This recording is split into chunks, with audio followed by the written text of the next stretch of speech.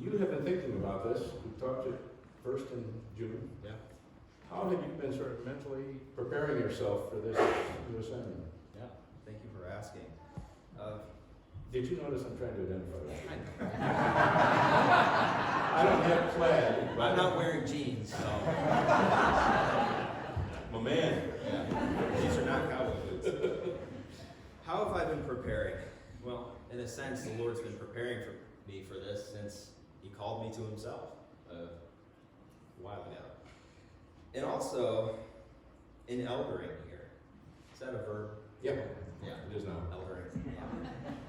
You know, you look at places like Acts 20, where Paul's addressing the Ephesian elders, or 1 Peter 5, where Peter's giving sort of a charge to the elders and overseers. And they both specifically say to the elders to shepherd the flock, to pastor the flock. You know, I'm a PhD student, and that might make some of you nervous. Like, we're about to get some theology lectures up in here. I decided to pursue graduate studies for the sake of the pastorate. It's where the Lord has called me to minister in the church. Maybe in a seminary, maybe in a college someday, but right here. And that's what my training's been about. And to be able to come here 3.5 years ago now, and to be able to eventually serve as an elder, to shepherd the flock, and to grow into that pastoral role and serving you in that way. You know, those are some of the things that the Lord has been doing to prepare me for what comes next. Now, with specific respect to the interim stuff, an interim pastor, there's different ways you can think about an interim pastor. An interim pastor can be someone who just holds down the fort, who just preaches sermons, prays with you sometimes, and kind of fills time until the senior pastor gets here. But since the beginning of these talks, we've had a much more intentional role in mind. There are services and pastors out there who take an intentional kind of view on what an interim pastor is and what an interim pastor could be. So more than a pastor, more than someone who preaches and prays and opens the word with you and for you and visits you in the hospital, all of that, that's baseline. That's what I'm doing here as a pastor. But as an intentional interim pastor, there's also that extra step of helping us think well about what comes next. Really leaning into the process that we're going to go through together. This is an interesting time in the life of a church. We haven't had to go through it in 22 years. The vast majority of us in this room have not been through something like this. So a lot of this process is just kind of leaning in and talking and trying to listen to one another, listen to the Lord, and hear, what do you want to do here, God? And who's the man who's going to lead us in that? So a lot of my preparation has been just preparing to help us in that season, in that conversation. And you've actually got a coach. Yep. Who works with interim pastors. Yep. Kind of help with that particular part of the process. Mm-hmm. Now, give me, and just bam, bam, bam. You graduated from high school, then what happened? I don't remember. Those were bad days. We really don't have that much time. You went to Air Force? Air Force. Music? College, yeah. We went to college for music. Berkeley College of Music in Boston. To play what? Guitar. Have you ever heard him play guitar? No, we haven't. You just have to assume I'm the best guitar player you've ever heard. I do, actually. That's what Let's keep it that way. Then what happened? Then after that, you know, I moved to Nashville, Tennessee to play guitar professionally, which I did for a while, maybe a year and a half. Hated that life. So I started selling real estate, which is the next logical step. What year was it? What year was that? That was 2009. Oh, that was a great time Yeah, to sell real estate. Fantastic. Talk about a sacrificial land. I love those kind of things. And then ministry started growing out of it. Yeah. I was basically a baby believer at that point.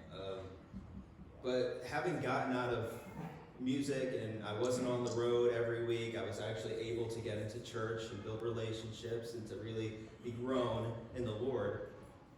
He really started to grow me. And a lot of things started moving fast. I started getting all sorts of responsibilities of leadership in the church, started teaching the Bible a lot sooner than I should have been allowed to. And doing that and working in real estate and seeing that as kind of a venue for ministry, that's where the Lord really, really started to call me. He started giving me opportunities with clients, giving me opportunities in the church, giving me opportunities to write and speak on the side. And yeah, through that, he really started to call me to himself and call me to himself in a pastoral kind of way and sort of set me loose on the church and say, here's where you're going. And you went to seminary where? Yeah, I went to seminary, a Reformed Theological Seminary. Did kind of an interesting, since that time, Lee mentioned that I haven't fulfilled a specific pastoral role in a church, but since that time, I've been doing pastoral leadership, I've been doing church leadership, all these kind of things. Right. And, part of that was being in a church and not wanting to leave the church and the ministry I was doing and the business I was engaged in. So I did a lot of my seminary kind of at a distance and modular courses online, that sort of things. And the great thing about that is that I really never had to leave the ministry in order to be trained in seminary. A lot of times what happens is you go away to seminary and then you come back and you have to spend 5 years figuring out how to deal with people. Yeah. And it's not true of Casey. That's right. He is a unicorn in that respect, so thank God for that.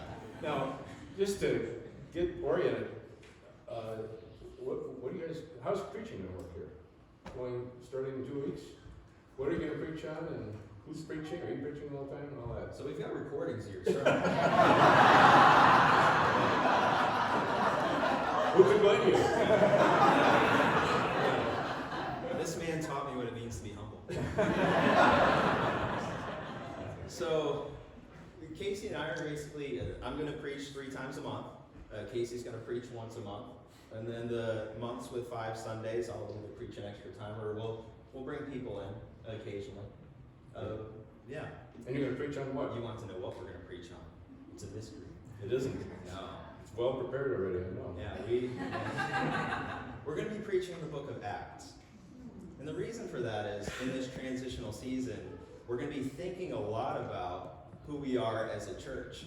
We're going to be thinking about ourselves. And as we do that, we want to make sure we're biblically rooted, biblically grounded. As we think about who this church is, we want to be able to think about who the church is and get the bigger picture about what God might want to do here through his people and into the world. It's going to be exciting. Yeah. It's going to be great. Yeah. One last question. What do you need from these people? What do I need from these people? Aren't you talking about that today? I'm going to talk about it, but here's your crack. Yeah. So everything he's about to say, but also I'd encourage you to lean into this process. It's going to be weird at times. It's going to be uncomfortable at times. Change always is. Transition always is. And I know for myself, in those kind of seasons, I'm tempted to disengage, to lean back, to kind of let's see what happens. And then I'll dip back in when I feel comfortable about things. We're all going to need to fight against that together and pray that the Lord would give us what we need in order to lean all the way in and to engage the kind of conversations we're going to have, to think carefully about what's going on in this church, where we've been, where we're going, where the Lord wants us to go, and to just participate in it as well as we can. Concrete example, March 1st, right here in the church. We're going to be doing an exercise called the Journey Wall, where we want as many of you as possible to come, and we're going to basically talk about our experience of BCL's history. And we're going to work through it together. March 1st is what day is that? That's a Sunday. It's a Sunday night. We'll be in the great room. If you want a little more detail, you can find it in the Vine. You'll also start seeing it in the bulletin and